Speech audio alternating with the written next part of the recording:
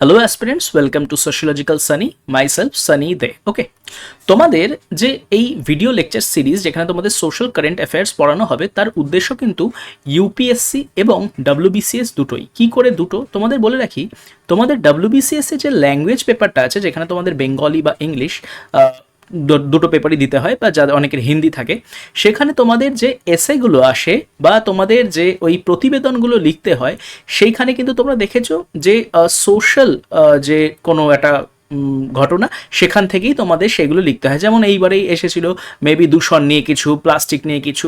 তাহলে social current অ্যাফেয়ার্সটা যদি তোমাদের জানা থাকছে, তাহলে তোমাদের ল্যাঙ্গুয়েজ পেপারে ডাব্লিউবিসিএসে বেঙ্গলি এবং ইংলিশে যে ঘটনা নিয়েই লিখতে দিক না কেন, সেটা যদি সামাজিক হয় তুমি তাহলে সেটা লিখতে পারছো। ওকে, তাছাড়া তোমার যদি অপশনালে সোশিওলজি থেকে থাকে, তখন যেটা সুবিধা হচ্ছে, এইবারে যদি তুমি প্রশ্ন দেখে থাকো তাহলে দেখবে যে ভারতবর্ষের শিল্পায়ন, সেখানে কি কি বাধা আছে, এই ধরনের প্রশ্ন এসছে। উইমেন এম্পাওয়ারমেন্ট আরও কী করে ভালো হতে পারে, বা সরকার থেকে গৃহীত কী কী ব্যবস্থাপনা আছে, সেই ধরনের প্রশ্ন এসছে। তাহলে সোশিওলজিতে যদি তোমার অপশনাল হিসাবে থাকে ডাব্লিউবিসিএসে, তাহলেও কিন্তু তোমার সেখানে বিশেষ সুবিধা হচ্ছে। ওকে, এটা গেল হচ্ছে আমাদের ডাব্লিউবিসিএস এর সুবিধা। ইউপিএসসিতে যদি আসি, অলরেডি তোমাদের সাথে আমি আগেও ডিসকাস করেছি, সেখানে যে এসএ পেপারটা থাকছে, সেই এসএ পেপারে কিন্তু একটা প্রশ্ন সোশিওলজি থেকে আসেই। ওকে, মানে সোশ্যাল অ্যাসপেক্টটার থাকে, দুই ধরনের প্রশ্ন আসে, একটা হচ্ছে ফিলোসফিক্যাল, একটা সোশ্যাল। তাহলে তোমার যদি সোশ্যাল কারেন্ট অ্যাফেয়ার্সটা রেডি থাকে, তাহলে কিন্তু তুমি সেই প্রশ্নটার উত্তর দিতে পারছো। তাছাড়া যদি আমরা জিএস পেপারে আসি, জিএস ওয়ানে আমরা দেখেছি সোসাইটি বলে যে পোর্শনটা আছে, সেটা কিন্তু সোসাইটি থেকেই প্রশ্ন আসে, ডাইনামিক পোর্শন। তাছাড়া আমরা দেখেছি সোশ্যাল জাস্টিস বলে যে পার্টটা রয়েছে, তাছাড়া সোশ্যাল এথিক্স, বা হচ্ছে আমরা যদি সোশিওলজি অপশনাল হিসাবেও ধরি, তাহলে সেকেন্ড পেপারের যে টোটাল ডাইনামিক পার্টটা, এত বড় একটা ইউপিএসসির পার্ট কভার করার জন্য কিন্তু ডাইনামিক পোর্শনগুলো সোশ্যাল কারেন্ট অ্যাফেয়ার্স তোমাকে জানতেই হবে। তাহলে আমাদের যে এই ভিডিও লেকচার সিরিজ, তার উদ্দেশ্য কিন্তু দুটোই, ইউপিএসসি এবং ডাব্লিউবিসিএস। তোমরা দেখতেই পাচ্ছ টার্গেট ইউপিএসসি অ্যান্ড ডাব্লিউবিসিএস 2024, অর্থাৎ ইউপিএসসি যে বা যারা দিতে যাচ্ছ, যেখানে কিনা তোমাদের ওই মেতে 24 বা 26 মেতে তোমাদের প্রিলিমস রয়েছে, তাহলে তোমরা যদি এই পুরো লেকচার সিরিজটা দেখে যাও, তাহলে পুরোটাই তোমরা কমপ্লিট করে আসতে পারবে। কারণ এই লেকচার সিরিজের মাধ্যমে আমরা ওই 2022-এর নভেম্বর থেকে 2024-এ যখন তুমি দিতে যাচ্ছ, সেটা তুমি সোশিওলজি ডাব্লিউবিসিএস এ দিতে চাও বা সোশিওলজি ইউপিএসসি অপশনালে দিতে চাও, যেখানেই তুমি দিতে যাও না কেন, তোমার কিন্তু সোশ্যাল কারেন্ট অ্যাফেয়ার্সটা সম্পূর্ণটা জানা থাকবে। এটাই হচ্ছে এটার মূল উদ্দেশ্য। ওকে, তাহলে চলো শুরু করা যাক ক্লাস। আজকে আমরা শুরু করব জানুয়ারির social current affairs. Hello aspirants, আজকের যে কারেন্ট অ্যাফেয়ার্স সেটাই যাওয়ার আগে তোমাদের বলে দিই যে তোমাদের ইউপিএসসি এবং ডাব্লিউবিসিএস এর দুটোরই নতুন ব্যাচ শুরু হচ্ছে, যেখানে কিনা টার্গেট আমাদের 2024-25 জানুয়ারি থেকে নতুন ব্যাচ শুরু হবে। এখানে দেওয়া যে নাম্বারটা, সেখানে তোমরা কন্ট্যাক্ট করতে পারো। তাছাড়া প্রত্যেকটা স্লাইডের মাথায় দেখবে আমার নাম্বারটা দেওয়া রয়েছে, বা নিচে চেষ্টার নাম্বার দেওয়া আছে, সেখানেও তোমরা কন্ট্যাক্ট করতে পারো। ডাব্লিউবিসিএস এর জন্য চেষ্টা এবং জিওআইএস এ তোমরা কন্ট্যাক্ট করতে পারো ইউপিএসসির জন্য, এবং তাছাড়া যে কোনো বিষয়ের জন্য, সোশ্যালজি রিলেটেড ইস্যুর জন্য তোমরা আমার সাথে কন্ট্যাক্ট করতে পারো। তাহলে নতুন ব্যাচ শুরু হচ্ছে জানুয়ারি 2024 থেকে। দেখা হচ্ছে তোমাদের সাথে সেখানেই। ধরো কেউ একজন এমন একটি দুরারোগ্য রোগে ভুগছে, যেখানে তার জীবনটাকেই তার মৃত্যুর সমান বলে মনে হচ্ছে। মানে সেক্ষেত্রে আমরা ক্যান্সারের কথা বলতে পারি, আমরা এরকম যে কোনো রোগের কথা বলতে পারি, যেখানে কোনো একজন মানুষ বেঁচে তো আছে, কিন্তু তার মনে হচ্ছে যে এর থেকে মৃত্যু হলেই বরং বেশি ভালো হতো। এক্ষেত্রে সে নিজেকে শেষ করে দিতে চাইছে, এবং সে রাষ্ট্রের কাছে আবেদন করছে যে আমার এই মৃত্যু কামনা যেন পূরণ করা হয়। এই যে প্রসেসটা, এই প্রসেসটাকে আমরা সাধারণত বলি প্যাসিভ ইউথনেশিয়া। এখানে বিষয়টা কি হয়, যে রাষ্ট্র কেন অ্যালাউ করে না কাউকে, তোমরা হয়তো জানবে যে সুইসাইড কিন্তু একটি অপরাধ। সেখানে তুমি সুইসাইড করলে মরে গেলে বেঁচে গেলে, কিন্তু সুইসাইড করে যদি তুমি না মরো, বেঁচে যাও, তাহলে তোমার ওপর কিন্তু মানে শাস্তির খাড়া নেমে আসবে। যেহেতু তুমি আইন ভেঙেছো, সেই কারণে তোমার ওপর নানা রকম মানে তোমাকে পানিশ করা হবে। তার মানে এটি একটি শাস্তিযোগ্য অপরাধ হিসাবে পরিগণিত হয়, ঠিক? তার মানে রাষ্ট্র ব্যবস্থার অধীনে তুমি একটি নাগরিক, তুমি মৃত্যুবরণ করতে পারো না, রাষ্ট্র এই বিষয়টার অধিকার তোমায় দেয় না। ঠিক সেই কারণেই কোনো একজন মানুষ যদি কোনো একটি দুরারোগ্য ব্যাধিতে আক্রান্ত হয়, কষ্ট পায়, সেক্ষেত্রে তাকে অ্যাপিল করতে হয় গভর্নমেন্টের কাছে যে আমি আমার জীবনটা নিয়ে নিতে চাইছি, বা আপনারা এমন কোনো ব্যবস্থা করুন যাতে আমি মানে মৃত্যুর দিকে যেতে পারি। এই যে প্রসেসটা আছে রিসেন্টলি সুপ্রিম কোর্ট এই প্রসেসটাকে কিছুটা সিম্পলিফাই করেছে। তাহলে আগে যতটা বেশি মানে খাটাখাটনি করতে হতো এই পারমিশনটা বের করার জন্য, মানে যেটাকে আমরা বলে থাকি সাধারণত যে মানে যে মরতে চাইছে, যে বা যার বাড়ির লোক চায় যে এই মানুষটা যেন বেঁচে থেকে আর কষ্ট না পায়, তাদেরকে যে দৌড়াদৌড়িটা করতে হতো, এখন বিষয়টা একটু সহজ করে আনার চেষ্টা করা হয়েছে। ওকে, ব্যাকগ্রাউন্ড যদি একটু দেখি, in 2018 judgment, Common Cause versus Union of India, Supreme Court had recognized the right to die with dignity, তার মানে সম্মানের সাথে মৃত্যু, as an inextricable facet of the right to live with dignity under Article 21। তাহলে তুমি যেমন ওই সংবিধানের অধীনে তোমার মানে বাঁচার অধিকার আছে, সম্মানের সাথে বাঁচার অধিকার আছে, ঠিক সেরকম তোমার সম্মানের সাথে মৃত্যুরও অধিকার আছে।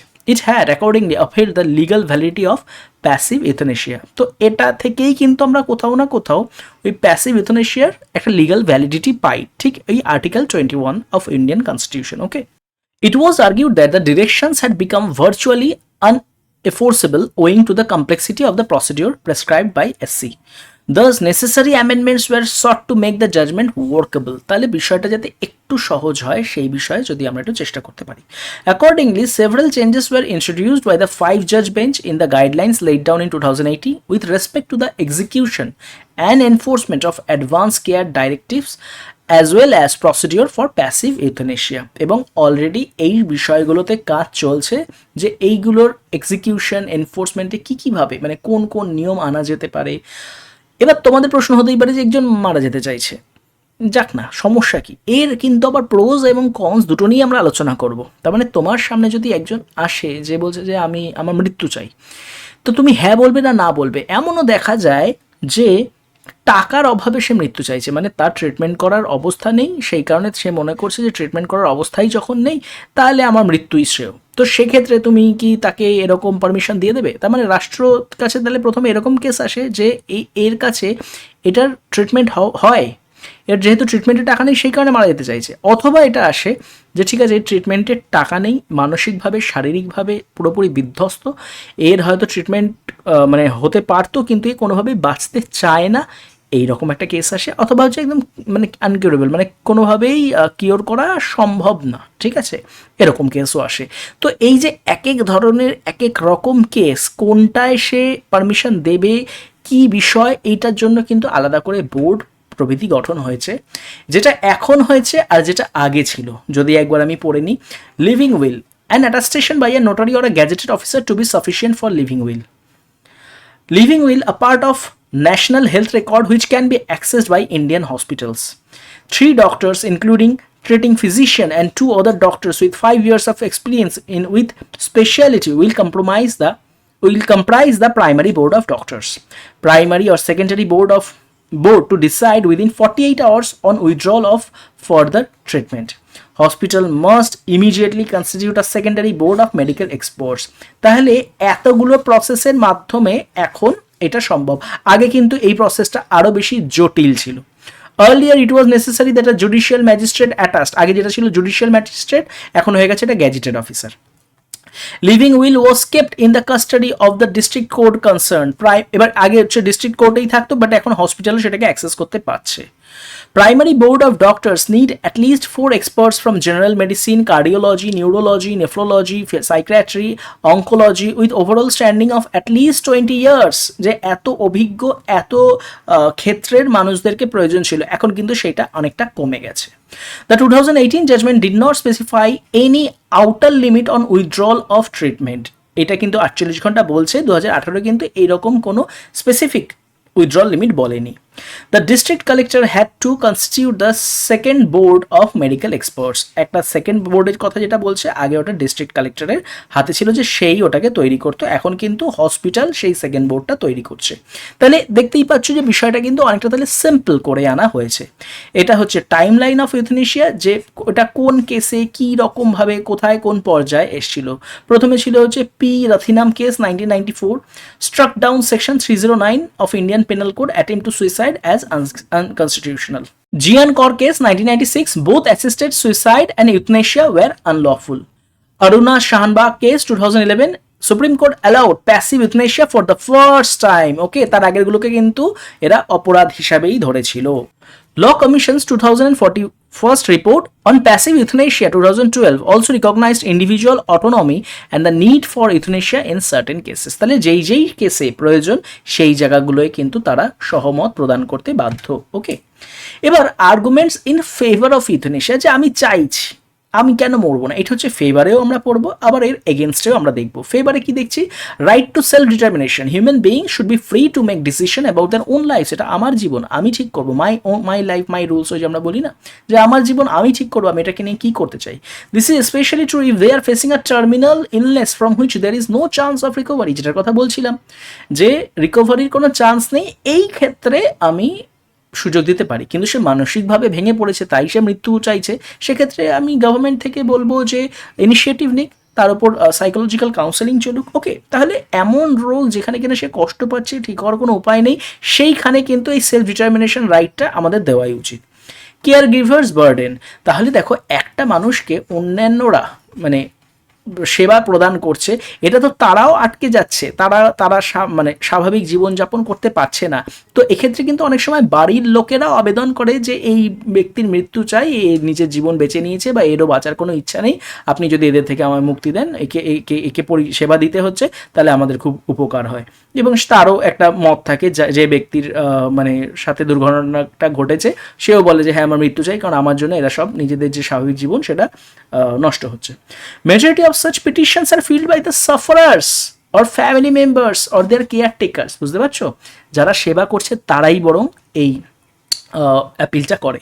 Care givers burden Katz across various domain such as financial, emotional, time, কারণ তাদের এই বাধাগুলো আসছে কেয়ার গিভারদের, সেই কারণে তারা বলে যে না, একে মৃত্যু দিন, আমাদের মুক্তি দিন। Right to die with dignity, প্রত্যেকেরই যেমন বাঁচার সসম্মানে বাঁচার অধিকার আছে, সসম্মানে মারা যাওয়ারও অধিকার আছে। Allowing people to die with dignity is kinder than forcing them to continue their lives with suffering. বেঁচে আছে সে মানে মৃত্যুরও অধম, তার থেকে বরং মরে যাক না সে সম্মানের সাথে, এতে ক্ষতি কি। এনকারেজিং অর্গ্যান ট্রান্সপ্ল্যান্টেশন, যে ঠিক আছে এই যখন বাঁচতে চাইছেই না, এর শারীরিক কোনো রোগ আছে, তাহলে এর নির্দিষ্ট কোনো অর্গ্যান যদি অন্য কোনো মানুষের জীবন বাঁচাতে পারে, যার কিনা ভীষণ বাঁচার ইচ্ছা আছে, তার উপর একটা পরিবার ডিপেন্ড করছে। It provides an opportunity to advocate for organ donation, this in turn will help many patients with organ failure waiting for transplantation. তাহলে একটা মানুষের মৃত্যু হয়তো অনেক মানুষের প্রাণ বাঁচিয়ে দিতে পারবে। Can be regulated. If it's legal, then the process can be controlled, including paper safeguards and checks to ensure this is really what the person wants. তাহলে যদি এটা লিগালি হয়, তাহলে তোমরা কন্ট্রোল করো বিষয়টা, অন্তত সম্মতি দাও যে হ্যাঁ কাগজপত্র সব দেখে নিলে হ্যাঁ সব ওকে আছে, এবার তুমি সম্মতি দিচ্ছ।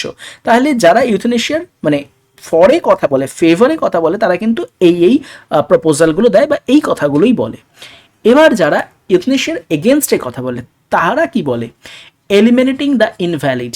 Euthanasia opposers argue that if we embrace the right to death with dignity, people with incurable and debilitating illnesses will be disposed from our civilized society. তাহলে এমন অসংখ্য মানুষ আছে যাদের রোগ ইনকিউরেবল, ডেবিলিটেটিং, মানে কোনোদিনও তারা সুস্থতার মুখ দেখবে না, তারা নিজেরাও জানে যে তারা কখনো সুস্থ হবে না, তাহলে তো তারা সবাই মারা যেতে চাইবে। তাহলে কি আমরা সবাইকে তাহলে সমাজ থেকে সরিয়ে দেবো? ঘোড়া বা কোনো রেসে যখন কোনো একজন অসুস্থ হয়ে পড়ে, তখন ওই মানে সেই পশু যারা কিনা আর দৌড়াতে পারবে না, তাদেরকে গুলি করে মেরে দেওয়া হয়, যে না এদের আর ক্ষমতা নেই। তাহলে বিষয়টা তো অনেকটা সেরকম হয়ে যাচ্ছে, যে তাহলে আমাদের তো সভ্যভদ্র সমাজ বলি, তাহলে এখানে যে বা যারা জানে যে তারা একদিন মারা যাবেই, তো তাদেরকে আমরা এইভাবেই the right to death with dignity বলে আমরা তাদেরকে মেরে দিতে পারি? তাহলে তো সবাই বলবে যে আমাকে মেরে দাও।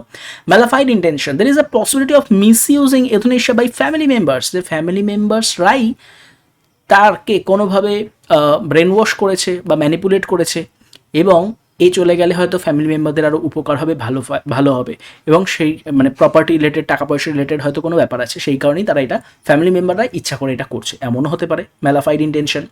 ডিভ্যালুয়েশন অফ লাইফ, আমরা আমাদের জীবনের যে গুরুত্বটা, সেই গুরুত্বটাই তো হারিয়ে ফেলছি।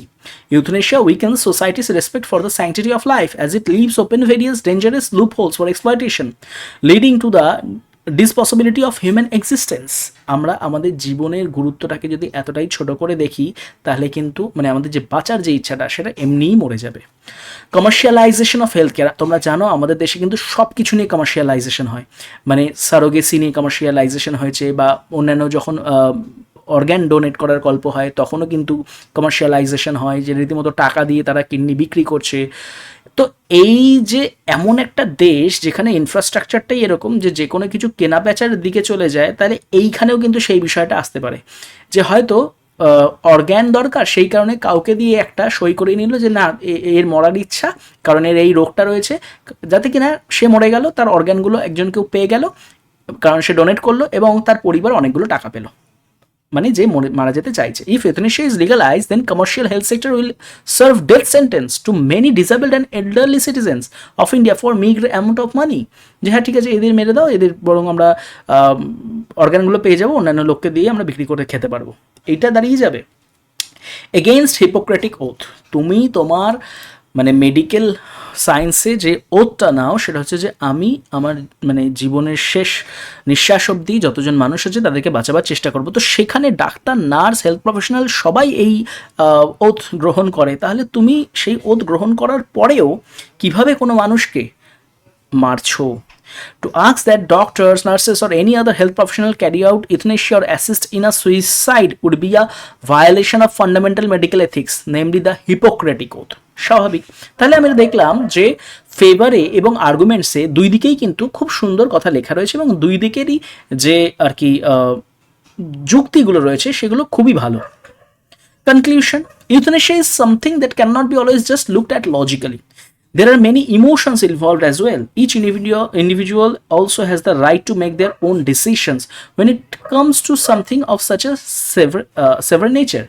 However, there is a need to focus on the procedures that helps the patient to get rid of the pain, and not only does it stop the suffering of the person, but also ends the suffering of the patient's family members. Also, proper attention should also be given to stop possible misuse of any such arrangement.